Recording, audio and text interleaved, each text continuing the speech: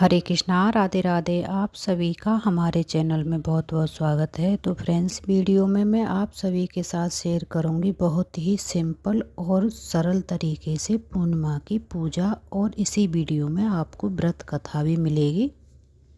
जैसे कि आप जॉब करते हो, ऑफिस जाते हैं, तो अगर आपके पास समय नहीं है तो मैं सरल और सिंपल तरीके से आपके साथ पूजा विधि शेयर कर रही हूँ, जिससे कि आप कम समय में पूजा कर सकें और आपको पूजा करने में आसानी हो। तो इस बार ज्येष्ठ पूर्णिमा पड़ रही है 29 जून और दिन पड़ रहा है सोमवार को। ज्येष्ठ मास की जो ये पूर्णिमा होती है ना, ये बहुत ही मानी जाती है, और कहा जाता है कि इस दिन भगवान विष्णु, माता लक्ष्मी और वट बरगद के पेड़ की पूजा का भी विधान बताया गया है। यह व्रत सुख, समृद्धि और अखंड सौभाग्य और परिवार की भलाई के लिए किया जाता है।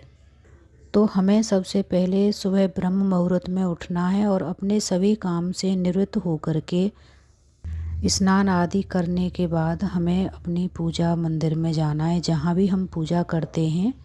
वैसे तो पूर्णिमा के दिन गंगा स्नान का बहुत ही ज़्यादा महत्व बताया गया है। अगर आप किसी भी कारण गंगा स्नान नहीं कर पा रहे हैं तो अपने नहाने के पानी में घर में ही गंगा जल मिलाकर नहा सकते हैं। स्नान आदि करके रोज़ाना की तरह आप अपने मंदिर की पूजा जैसे करते हैं, आप वैसे ही पूजा कर लीजिए। आज मैंने अलग से चौकी नहीं लगाई है, क्योंकि आज मैं पूजा अपने घर के मंदिर में ही करने वाली हूँ। तो मैंने यहाँ पहले से ही पीले कलर का आसन बिछा रखा है मंदिर में, और मंदिर में सभी देवी देवता होते हैं, जैसे कि भगवान शालिग्राम जी, लड्डू गोपाल जी, सत्यनारायण, माता लक्ष्मी, सभी पांच स्वरूप यहाँ विराजमान हैं। तो हम सबकी पूजा करेंगे। तो पहले मैंने यहाँ गंगा जल से छींटे लगा लिए हैं मंदिर की साफ़ सफाई करके, और चंदन से टीका लगा दिया है, फूल अर्पित कर दिए हैं। और मैंने यहाँ तुलसी दल, शालिग्राम और अपने लड्डू गोपाल जी को, सत्यनारायण भगवान को तुलसी दल चढ़ाया है। मैंने तुलसी एक दिन पहले ही तोड़ ली थी, क्योंकि पूर्णिमा के दिन तुलसी भी नहीं तोड़ी जाती है। तो मैंने एक दिन पहले ही तुलसी तोड़ के रख लिया है। और गणेश भगवान को तुलसी नहीं चढ़ाई जाती है, तो इसलिए मैंने गणेश भगवान को तुलसी नहीं चढ़ाई है, और जनेऊ समर्पित कर दिया है सभी को। और शुद्ध देसी घी से दीपक प्रज्वलित कर किया है। आप चाहें तो अखंड ज्योति भी जला सकते हैं, नहीं तो आप ऐसे दीपक जलाकर भी पूजा कर सकते हैं। और देखिए, कलश स्थापना कर रहे हैं तो आप कलश स्थापना कर सकते हैं, नहीं तो आप एक जल का लोटा भर के अपने मंदिर में रख लीजिए। आपके पास समय है तो आप ये पूजा सुबह में भी कर सकते हैं, नहीं तो आप शाम को भी पूजा कर सकते हैं। अगर पति पत्नी दोनों मिलके साथ में पूजा करते हैं सत्यनारायण भगवान की, साथ में पूजा करने से क्या होता है ना, कि हमारे वैवाहिक जीवन में हमेशा सुखी समृद्धि बनी रहती है। और पूर्णिमा के दिन खीर बनाई जाती है शाम के समय पे, और पंजीरी का प्रसाद भी बनाया जाता है।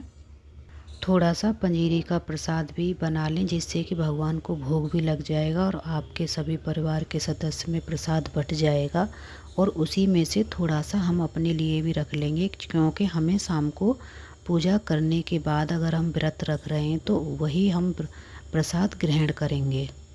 पूजा आदि करने के बाद, जैसे कि शाम को चंद्रमा को भी अर्घ देना होता है पूर्णिमा के व्रत में, तो चंद्रमा को अर्घ दे करके हम शाम के समय में प्रसाद ग्रहण करेंगे। तो ये तो मेरी सिंपल और सरल तरीके से मैंने पूजा की है यहाँ अपने घर के मंदिर में ही। अब मैं आपको सत्यनारायण भगवान की व्रत कथा सुनाऊंगी। अपने सीधे हाथ में थोड़े से चावल और फूल लेकर के हमें सत्यनारायण भगवान की कथा सुननी है। तो आइए चलते हैं, कथा सुनेंगे। प्राचीन काल में एक नगर में एक बहुत ही धार्मिक और संस्कारी सेठ और उनकी पत्नी लीलावती रहती थी। सेठानी भगवान विष्णु की बहुत बड़ी भक्त थी और पूर्णिमा के दिन पूरी श्रद्धा से सत्यनारायण भगवान का व्रत और पूजन करती थी। लेकिन सेठ जी को भगवान की भक्ति और पूजा पाठ में बिल्कुल मन नहीं था और पसंद भी नहीं था। उनके घर एक पुत्री थी जिनका नाम था कलावती।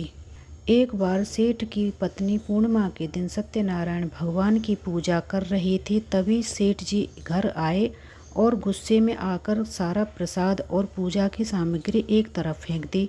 उसी समय अचानक सेठ जी के व्यापार में बहुत बड़ा नुकसान हो गया और उन्हें राजद्रोह के झूठे आरोप में जेल जाना पड़ा। उनके दामाद को भी बंदी बना लिया गया। घर में भयंकर गरीबी आ गई। सेठ जी की पत्नी और बेटी भीख मांगकर अपना गुजारा करने लगी। एक दिन कलावती ने एक ब्राह्मण के घर सत्यनारायण भगवान की पूजा होते देखी। उसने पूरी श्रद्धा के साथ कथा सुनी और प्रसाद लेकर घर आई। उसने अपने घर आकर माँ को भी प्रसाद दिया और बताया कि पूजा करने से सब कष्ट दूर हो जाते हैं। कलावती की बात सुनकर माता लीलावती ने अगली पूर्णिमा को पूरे विधि विधान से सत्यनारायण भगवान का व्रत और पूजन किया। भगवान सत्यनारायण उनकी भक्ति से प्रसन्न होकर और उसी रात राजा चंद्रकेतु को स्वप्न में जाकर आदेश दिया कि सेठ और उनके दामाद निर्दोष हैं, उन्हें तुरंत छोड़ दो। राजा की नींद खुली तो उसने जांच करवाई और दोनों को सम्मान कारागार से मुक्ति कर दिया। राजा ने उन्हें बहुत सारा धन और उपहार भी दिए। घर पहुंचकर सेठ ने सेठानी से और उनकी पुत्री ने खुशी खुशी जीवन बिताया और हर पूर्णिमा को सत्यनारायण व्रत का नियम बना लिया। तो जो भी ज्येष्ठ पूर्णिमा के दिन व्रत रखकर भगवान विष्णु को खीर या हलवे का भोग लगाता है, इस दिन सफ़ेद वस्तुओं का दान भी दिया जाता है, जैसे कि चावल, चीनी, दूध और सफ़ेद कपड़े का दान करना बहुत ही शुभ माना गया है। और इसी तरह कथा सुनते और सुनाते हुए हुंकारा भरते हुए राधे राधे। और सभी को कथा सुनने के बाद प्रसाद लेकर अवश्य जाना चाहिए। जैसे सच्चे हृदय से कलावती और लीलावती ने भगवान विष्णु की सत्यनारायण का व्रत पूजन विधि विधान के अनुसार किया था और भगवान सत्यनारायण उनकी भक्ति से प्रसन्न हुए और उनको सभी इच्छाओं को पूर्ण किया। राधे राधे। जय श्री हरि। जय सत्यनारायण भगवान की जय। माता लक्ष्मी की जय।